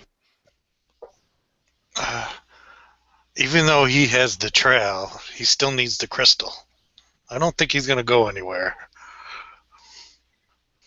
All right. Regardless, Ghemash will watch. Yeah, and if you guys have anything in particular you want to do, you can. Otherwise, we can jump through a long rest for you. So if everyone else goes to bed, when everyone else is asleep, Ghemash would pull this item out of his pocket, out of his pouch, and he'd be studying it and maybe try flipping it in the air and see if that does anything. Yeah, as you are, let me find this real quick. As you are studying it, I want you to roll me an investigation check. Good, it's intelligence. Okay. Alright, here we go. Okay, 16. Okay. You know that this has some sort of magic power coursing through it, and you can tell that you feel compelled to use it to augment or amplify something. But that's all you can tell right now. Interesting. Okay. I would also, while everyone else was sleeping, I had to have like the what's it called? A little stone spider I found earlier. Yeah. And I'm kind of like carving a little hole in it to put like a leather cord through. Okay. So that's what Yeah, I'm you doing. can carve that. That's what I'm doing on like my spare time type thing as I'm watching him. No problem. So you get a nice necklace formed. And everyone else, you all wake up. Well, And, Thor, before yeah, he rests, like I said, you guys notice that there's a big time worry on his face now. Before he rests or goes into his trance, he starts reading from a book. And Lorimar, you would probably notice that the book is on a book about assassins. And Roland, you would notice that he was studying specifically how to not be surprised by assassins. Like how they would, keep them from getting a jump on you, stuff like that. All this time he has a worried look on his face. And then he would go into his trance. Wow. all right. And Roland, Lorimar, anything before bed? After my 4 hours, I'd be willing to trade with Ghemash and watch Glass Death. Okay. And You'd see. I'd, Go ahead. I'd also like to play around with this goo I've found, maybe using Yeah. Herbalism Kit, to see if there's anything special I can learn from it. High school so- chemistry. So you play around with it enough, and roll me a let's see. You got herbalist. So roll me either like a medicine or a nature check. It's gonna be over 20. Okay. Yeah, as you 24. play around, you discern that this is a very caustic substance, and you play enough overnight that you are able to like dilute it and distill it down into 4 different vials of this like caustic substance. So I don't know what it does. I just No, yeah. So I'll add it when we finish and get it to Alright. you. sounds good. So you would, before Lorimar goes to his rest, you would see him, kind of get down, and normally he's studying his spell book, but this time you just see his kind of hands clasped, and he has like a quizzical look, and he's watching Ghemash, and you can just see under his breath that he's clearly speaking, but you can't hear what he's saying. He's just speaking very quietly to himself. All right. And so all these things happen throughout the night. You guys wake up. You're all gathered before the full like 8 hours have passed. You guys wake up a little bit early because Beanbop and Tab, they come in. They go, "Someone is asking for you." And they all lead you in to Glassstaff, who's sitting on the edge of his bed. And he's talking to you. He goes, "Where is this crystal? I felt it." Well, I think whoever we passed it around to last, I guess I probably would have gotten it back. I've been like, He looks at Lorimar, and he can tell like arcane presence in you. He goes, "Can you not feel that?" before I could, but after you did whatever you did to it, the trail disappeared. And he says, "No, not that." And he walks out of like as the acid tore down the cell. You notice he walks out and he starts heading up the stairs, just walking by every one of you. Aw, fetch. We're gonna enter the Star Wars universe for a second. I've had a bad feeling about this. And I'll follow him up the stairs as well, making sure he doesn't try and bolt for it. Lorimar walks uncomfortably close to him. So he and for the first time, Ghemash kind of like smiles, like he just like. So he works his way all up the stairways until he gets almost up the stairs going into that courtyard again, and then he stops. And he just reaches his hand out on the wall, and he looks back. He goes, "You felt nothing." Well, did I feel anything? Did I feel anything? No, you guys did not notice a single thing.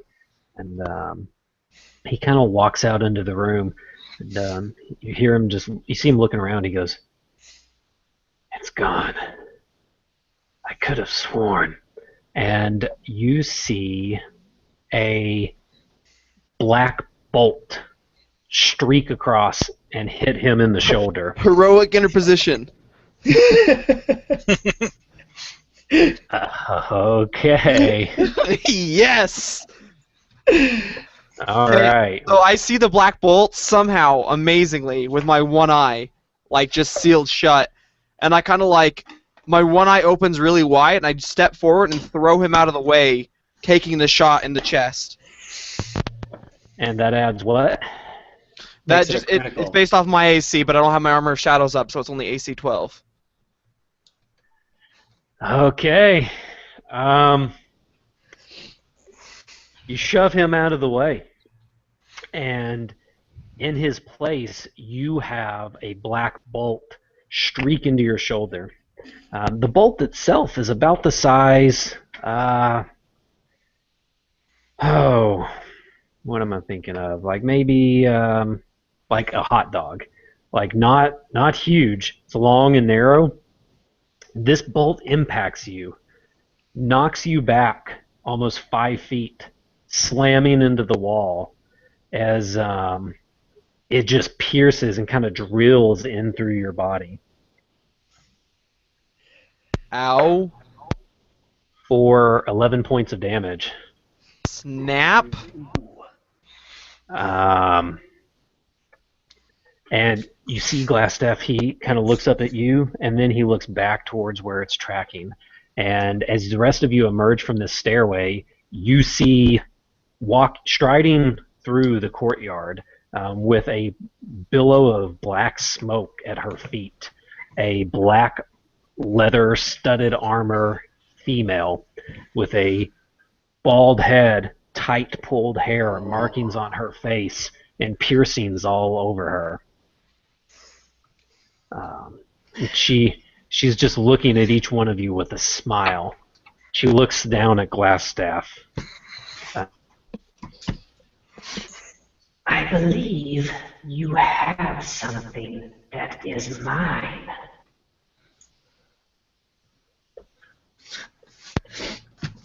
Ghemash. So as she's talking to him, Ghemash kind of like looks down at this black bolt in his shoulder and just pulls it out, like he did very similarly to Roland in the very first session. Snaps it between his fingers, and pulls his maul off his back, walking into the room, casting Armor of Shadows. All right. Yeah, so you Lorimar can, just responds back. Come and take it from us then. and she is like, her body's oriented towards him. She just turns and looks over her left shoulder. Ghemash, you're walking up to her. She's looking at Lorimar, and you see this smile come across her face. And by now, you are within a couple feet of her, Ghemash. So, what kind of like a feeling am I sensing from her? Is it like, am I getting like super arcane, like powerful magic like feeling, or it's like You feel like a cold emptiness around her. That's all you can feel. okay? As if like the immediate area around her was just like negative space, like everything was pulled away. Interesting. All right, so I reach into my pouch, put my hand around this object that's there, and I lift my maul skyward, and you see a streak of lightning come down out of the sky, and straight up Thor style, I like swing it and point it towards her, and I'm casting Witch Bolt. All right. And what is that again? A spell attack? Yeah, it's a spell attack. Perfect. Roll for me. Okay. Oh, please, Dice Stream, don't do this to me. Dice Stream, just show me some love. Oh, okay, well, let's see. That would be a... Oh, plus that... Okay, 15? So this bolt goes streaking forward, and you're just a couple feet away. As it leaves your maul, you see it pierce directly through her stomach, and keep going right through as vapor it's like pushing aside a cloud of vapor, and she turns into black smoke, like it kind of blows her away. And you see this smile on her face as the rest of her body turns to smoke. And I had a bad feeling about this. Lorimar, you hear behind you, like over your shoulder, I will take what I want. and you turn and you see her head right over your shoulder. You see that she has a small little like scepter, and she just like taps you on the shoulder with it. And I need you to make me a con save. All right. Let's do this. Sweet. Will that work? Yes, that will work. That's So- my boy! And you turn into smoke. So you manage to get a reaction off. She's just touched you with this. You feel something start to flow in where she's touching you, and you feel her hand reaching around towards your weapon. And I'm able to get a like an attack or a spell, or you say Yeah, so you can get any sort of like a reaction. So you could do a full action or a bonus. And who did you guys wind up leaving the shard with? Was it Ghemash? we would have passed it around to whoever. Probably Ghemash, since he was the one who got it in the first place. Yeah. Yeah. Okay. Yeah, so you get any reaction you want. He would be just so surprised by this that you just see him like just turn around and just put his hand right on her chest, and you just see like this energy, and he doesn't understand even what's going on, but you just see this energy just come like out of his hand and just like right into her chest. I need to make a spell attack. Let's see here. Okay, so that's a Roll it 20. at disadvantage. Oh, disadvantage. I believe in you. We can do it. That's a 20. All right. Yeah, that's my So boy. So what does this do? All right, so this is like divine energy just comes out of Lorimar. He doesn't even understand what is happening, and he just inflicts wounds onto this woman, and it is. Let's see. That's 20 points of damage. Is 20 points of necrotic damage that just comes out of its hand and pulses into her. So you see your hand goes and you see this start to just like glow on her belly where you've got it. You notice that she grasps your hand and the necrotic stuff starts to spread up her own hand. And then if you watch, you notice that it begins to reverse and it moves back down her hand into yours. So she took damage, but kind of like she stopped the flow. And you notice that she like rears back in pain and like her eyes narrow. And she starts edging back from you. She's backing up to a stone wall. And you notice that she places her hands out on either side, and like a circle of blackness starts to emanate from both of them. And it starts to open up into this tall circle on the wall. And next thing you know, she disappears, and stepping out from both circles, you see from the left one, this guy walk out. A little over 7 foot tall. Oh no. Heavy armor throughout. He steps out with his long, dark gray hair and these two vicious-looking obsidian swords. And you notice he walks out of the one nearest you. He's got the long gray hair, red eyes, just piercings all over his face and that scowl. And from the one farthest you see this guy step out. You see his cloak step out, and then you see he's with all these dark crimson markings all over him, and he's dragging this chain behind him with both ends have a serrated, vicious-looking blade on them. And we're going to roll initiative. Oh, fetch. And regardless of initiative, we are going first, as Lorimar is going to seize initiative. I like it. My boy! Good. So part of that, we will let you guys pick your order if you would like to, or you can roll. Let me go. Right.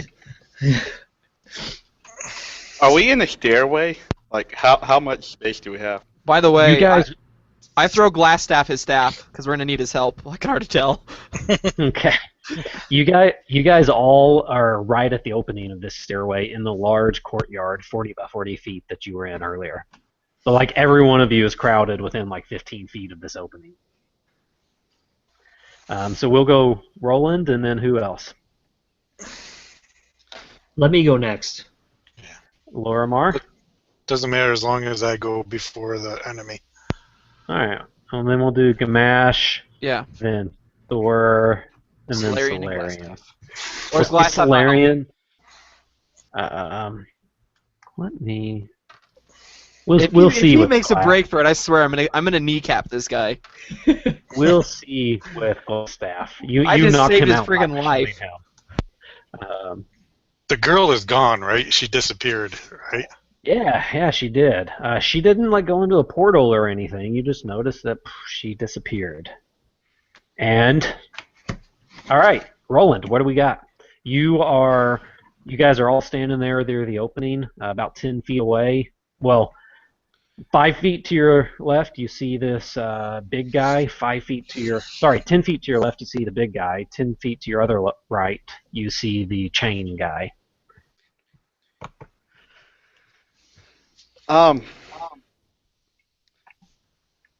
the chain guy look a little bit less intimidating. Okay.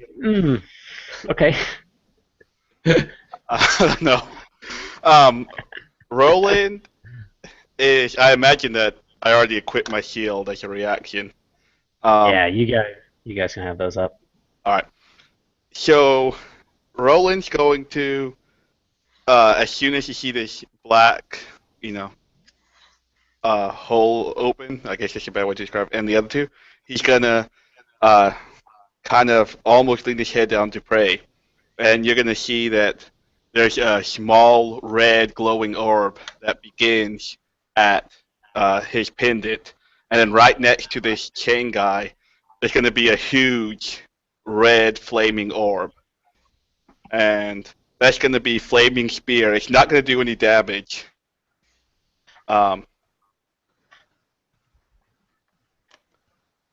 Whoa!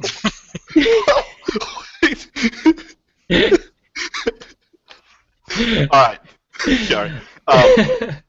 Golly, I was about to say, never mind, we'll use my action to retreat. Yeah, really. Yeah, you're gonna see this flaming spear, or sphere, just appear right next to the chain guy, and then, it's not gonna do any damage yet. And then Roland's gonna take off, running, to get right in this chain guy's face, and then pull out his whip, and end his turn like that. Okay. All right. Lorimar, what do we got?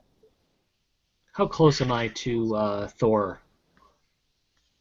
So you guys can be within 5 feet of each other at the opening of the doorway. You Okay. guys were kind of the more in the doorway of the group. All right. I would just kind of like turn over to Thor, and I'd put my hand on him, and you would just see him just disappear completely from sight. And I would just say, "Do what you do," and then I would just like dematerialize and then materialize like right behind this this giant guy as I misty step right behind him. Okay. And that's my turn. And Ghemash. So, how far away from me are these people? So you are standing about 15 feet from the wall. Well, sorry, you're about 20 feet from the wall, and they're kind of directly by the wall. Okay. And both of them are about 10 feet apart from each other. All right, cool. So I am going to run over there, and that's like 20 feet to get to them, right? Yep. All right. So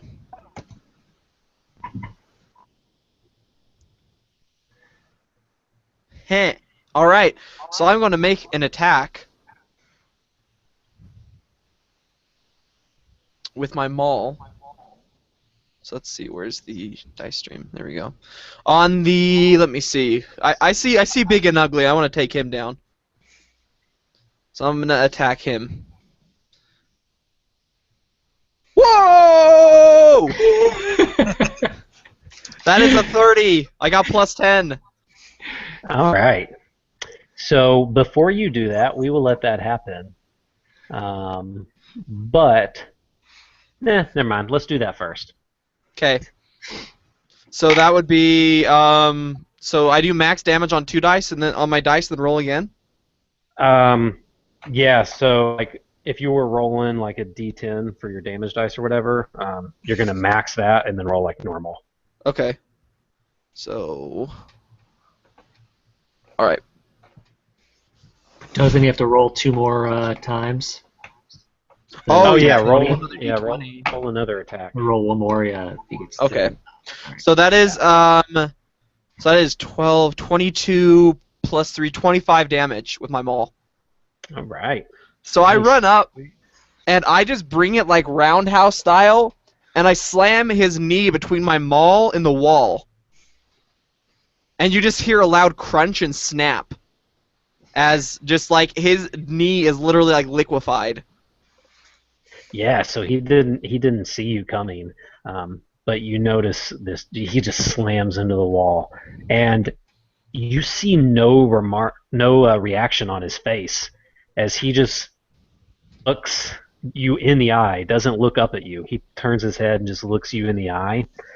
And as you were closing ground on him, you heard something in the back of your mind. And the closer you've got to him, it's getting. Make me a wisdom save. Oh, crap, guys. Please, dice gods. Oh, 14. No, wait, I have proficiency, so just 16. Nice. Let me see what it was. I believe I made it. So you hear you hear this whispering just start to spark up in the back of your mind, and you manage to like ward it off, and you slam this guy in the wall. Thor, what do we got?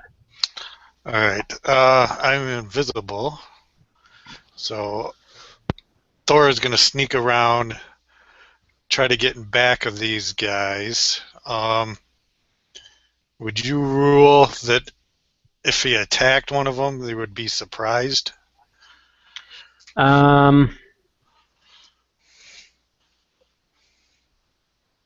No, they wouldn't be surprised. You could get the sneak attack because there are guys within 5 feet of them if you want.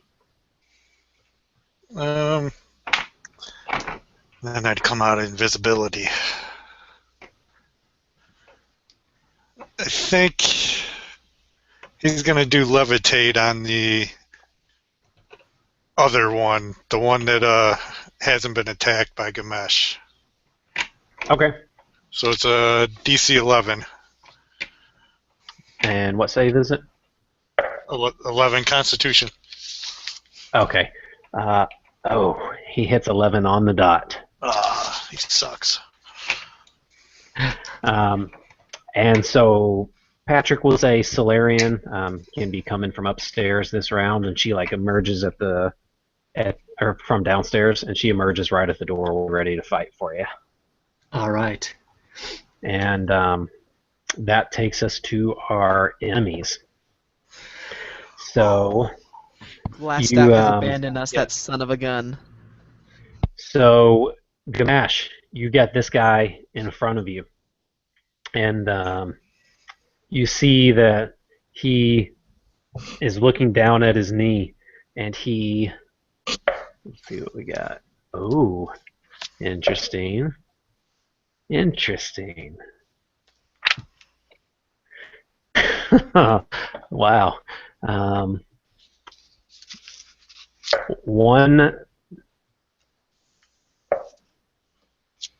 Oh, God.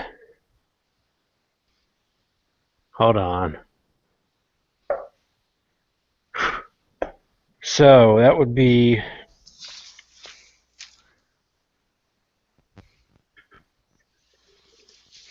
He critted twice.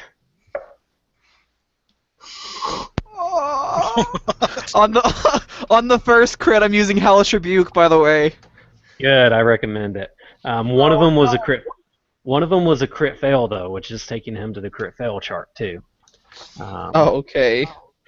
If that's any like solace. Not really, but okay.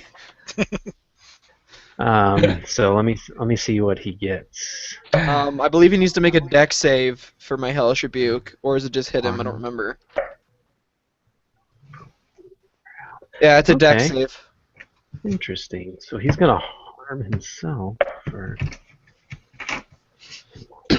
Okay. So we can work this out. So dex save for what? DC? For 15. Okay, so he makes that. Alright. So he'll only take half of this then, which is... So he'll take 12 instead of 24. Okay, perfect. So you just smash his end. You notice that he brings one sword just, boom, striking directly diagonally across your chest, cutting deep, hitting you for 25 points of damage. Ow! Wow. Big slash coming out of you, and tearing back, you throw up a streak of fire, and you distract him enough where he's swiping with his other sword, but it throws him off, and it winds up scraping along his outstretched arm, and he slices into his own arm. You see a streak of blood coming out as he cuts into himself. Ow. Guys, I'm not looking good.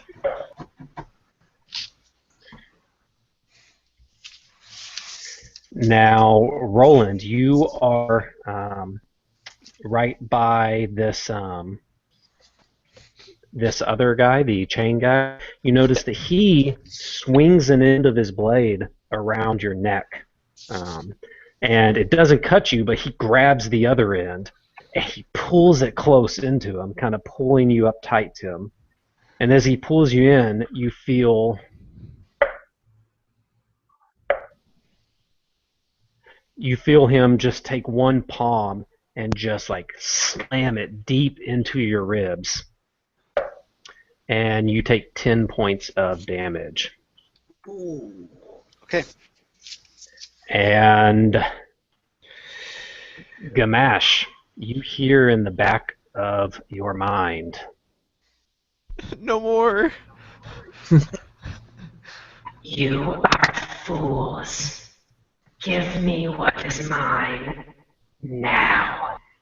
Is that only in my mind? Yep. I just like make a very obscene gesture at her with my free hand, or wherever I think she might be. All right, Roland, we got. All right. With my flaming spear. All right. You said that they were 10 feet apart, right? Yes. So if I cast my flaming spear in the middle between them, then both of them would be within a 5-foot radius of it. Sure. Yeah. Then since neither of them moved, they both should have made a dexterity saving throw at the end of their turn. Okay. And the DC is 16. So the chain guy does not make it, but the other guy does. All right, and so I rolled 2d6, and chain guy takes 4 damage. I believe the other guy takes 2. Let me check.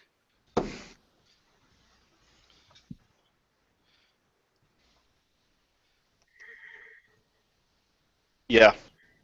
So not as much damage as I hoped, but it's a start. All right. So right after this guy hits me in the chest, he's gonna get off a good blow, but then almost immediately he's gonna feel something just begin hardening, and out of nowhere you see this exoskeleton begin forming around me, and eventually the chain kind of snaps or loosens as he finds out that there's a giant crab right in front of him. Nice. And I'm also going to use the very first inspiration card I ever got. And it's going to be +1 on all melee attacks. Nice. Nice. You know, just to make it a little bit better for myself. And with one of my claws, I'm going to reach and try to just grab this guy around the neck and just pinch his head off him. Perfect. No, not perfect. You're not quite used to crab mode yet. Yeah. Well, my claw's a little bit too big with me being a giant crab, so I close it around him. However, I didn't close, the part I closed around has too big of a gap, so it just kind of fits around him without doing any damage. But so I didn't do any damage, but now he has a crab in front of him. Perfect. That'll Well, work. unless 11. Wait. Yeah. Unless 11 hit. All right. No. And Lorimar. All right, so Lorimar is kind of next to Ghemash and next to this giant, guy that just sliced Ghemash, and just seeing this gash in Ghemash, Lorimar can just tell how wounded he is, and he starts singing, and there's a little bit different tone to the song now, and you see him just kind of reach over and just put his hand onto Ghemash, and this energy just starts pulsing from him into Ghemash, and Ghemash regains 11 hit points. Very nice. My boy. Although if he crits me again, I'm not sure I'm going to be able to stand. Yeah, you will. And I'd like to, I'm going down if he crits me. and I'm going to try to interpose myself in between the two of them, Okay. if I can. So, yeah.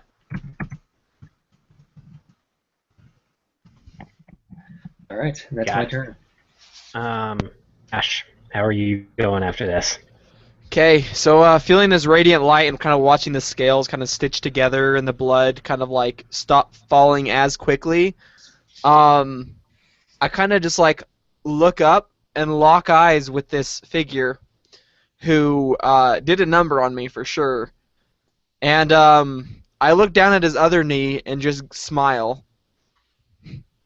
And I'm going to bring it around and slam it into his other knee. So I'm going to try and double kneecap him. All right. Alright, let's see if I can do this, guys. I believe the dice gods have been kind to me today. Oh. I spoke way too soon. So that doesn't hit. Yeah, that does not hit.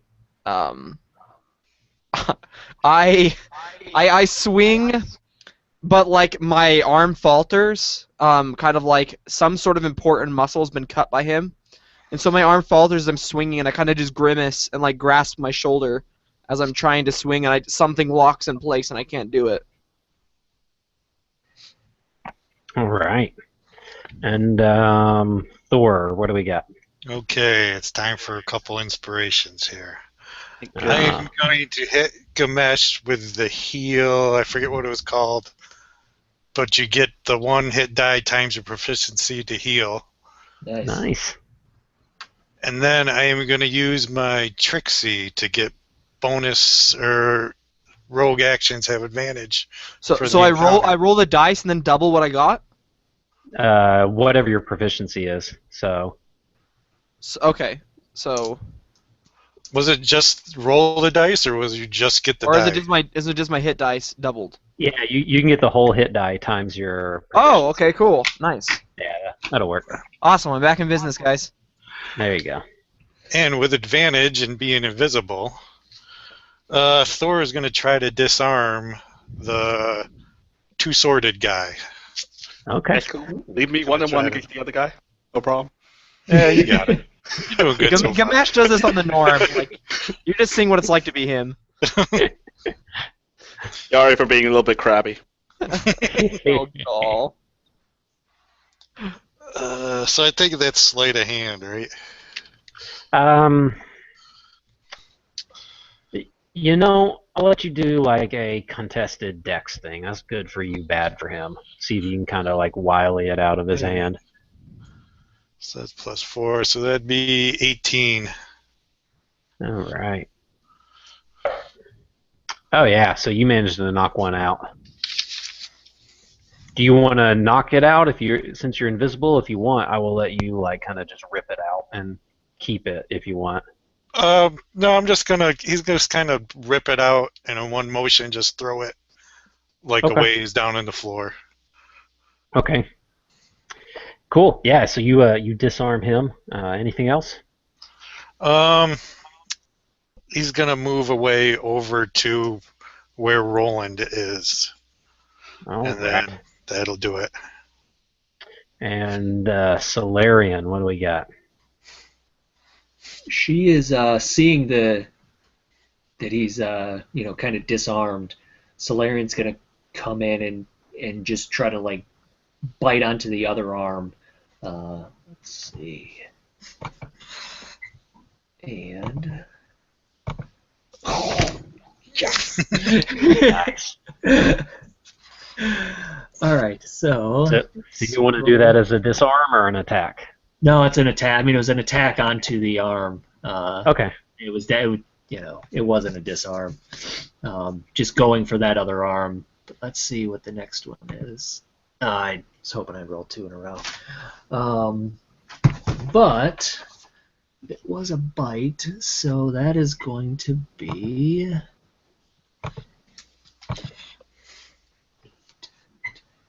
21 points of damage from Solarian's a Solarian. beast. Yeah. Wow. So, with this, all the damage, this guy, you notice he dropped a knee. He's, dark gray blood is dripping out of his arm. And he's breathing heavily. Yep. Just a thick, viscous. It looks like it's blood, but it looks like shadow is like pouring and like wet liquid shadows pouring out of his skin. And you notice that he gets down, he takes a couple deep breaths for a moment, and then you notice he raises his head, and you see his eyes go black all across, and it starts to spread throughout his face. The shade of his skin goes from that pale to a darker gray, and he stands back up. He's putting all the pressure on his knee. He stands up to his full height and disappears. You notice he looks over to the side of him, and you see this chain guy. He looks at him, and both of them just disappear into darkness. The smoke just kind of wisping. And then you hear the same thing appear behind each and every one of you. So now Chain Guy is standing 10 feet behind the crab. He's standing 5 feet behind Ghemash. And Ghemash, you notice that he wraps one arm around you, and the other sword just goes to like press tightly on your body. Doesn't attack you, but he's basically got you in a grapple. And the chain guy sweeps his blade across the floor, and it hits the sword, scattering it over to the feet of this big guy who stomps his foot down on it. And then you hear a whisper. The rest of you have kind of turned around, and you're looking at these guys who have recently appeared. And Ghemash, you feel not a pressure, but you feel a sensation on your chest where this deep gash was from earlier, and you look down and you see emerging from a little black circle on the wall, a hand is reaching through your armor was cut open from that slash, and it's reached inside your armor, and you see it just in time as you notice a crystal getting pulled out and retreating back into this black shadow. Can I react at all? As you hear the following, you can get one reaction. You hear, everyone there hears, I will have what is mine, and you will all die on another day. And what would your reaction be? Ooh, this is important. Okay, let me think for a second.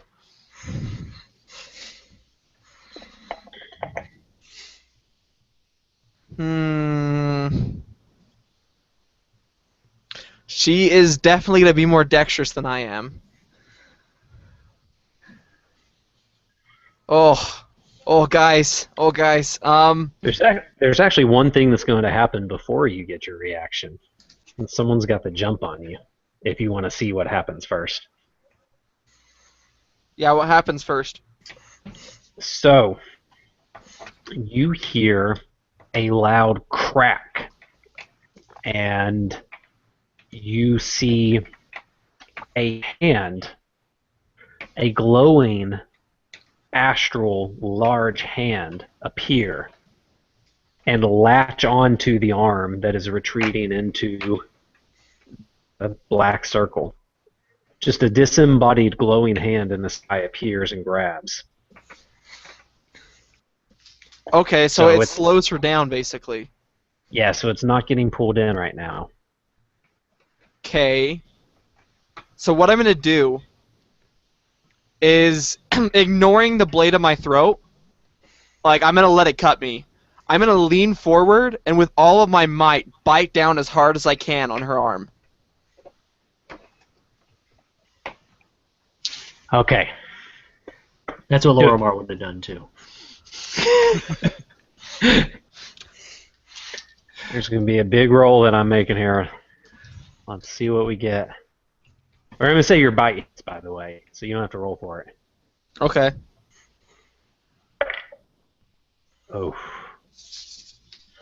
So, this glowing astral hand has appeared and grabbed onto it to stop the retreat. You lean forward, cutting your throat as you lean, and you go to just take a big chomp out of the hand, and you just crush the hand. You feel bones snap. You get a solid bite. You literally feel some of the bones just turn into powder, crushing the fingers and the crystal inside. Uh-oh. Your mouth is filled with a glowing light as you hear, all of you hear just a scream just erupt all around you. And this light burns your mouth, causes you to release as that hand jerks back into the shadow. Crystal just shards falling to the ground. Catch them all in my mouth. Hopefully we can repair it. And you guys notice that this large guy just kind of backs away and just a cloud of smoke dissipates. And you notice that the skinny guy with the chain, he starts to rear it back, and he wants to strike with it. And then at the last second, he throws it forward, skids the sword towards him, grabs it, and just disappears into a puff of shadow. And then you notice that These guys. laying to the side, over by the wall, holding his hand up, you notice Glassstaff just kind of drops it, and the astral hand disappears, and he just kind of zonks out. Sounds like I should have took that sword. Oh, how much damage did I take from getting sliced open in the throat? Oh, you're fine, Okay. because that's where we're gonna end it for the night. Oh. What the hell? What so did you do, Ghemash? Or if y'all want, you can do a little bit of role play and talk to Glassstaff. But I think we call that quits, and you guys are now seeing. You're gonna see those guys again. If you couldn't tell, they got a little of development for recurring, and We will find them. That's you guys thought Drugs All was bad. Dang it! Ghemash yeah, collapses to his knees, just dejected. His gaze is just downwards as he's sifting through this crystal and dust on the ground, and he just hangs his head. I rolled a luck die and you got a 1 on it, so I'm like, oh man. There we go. Dang it! So last time probably higher difficulty, higher suspense, but hopefully this one was a little more just hope shattering, despair inducing. Yep. Cool. Everything we did just went to crap tonight. And we had such good rolls too, which is so that's the worst part. All right. Great. Well, so that's it for this time. We're gonna probably take a good break before we hit the next one, which you can figure out a date in a second. But yeah, until next time, we'll see what happens with you guys and Glassstaff. That was great. Thanks, Dave. Yeah, thanks. No problem. Ghemash cries deeply as he kneels on the floor. All right, so I'll just end the broadcast then, and then we can talk about dates, I guess, for the next one. All right.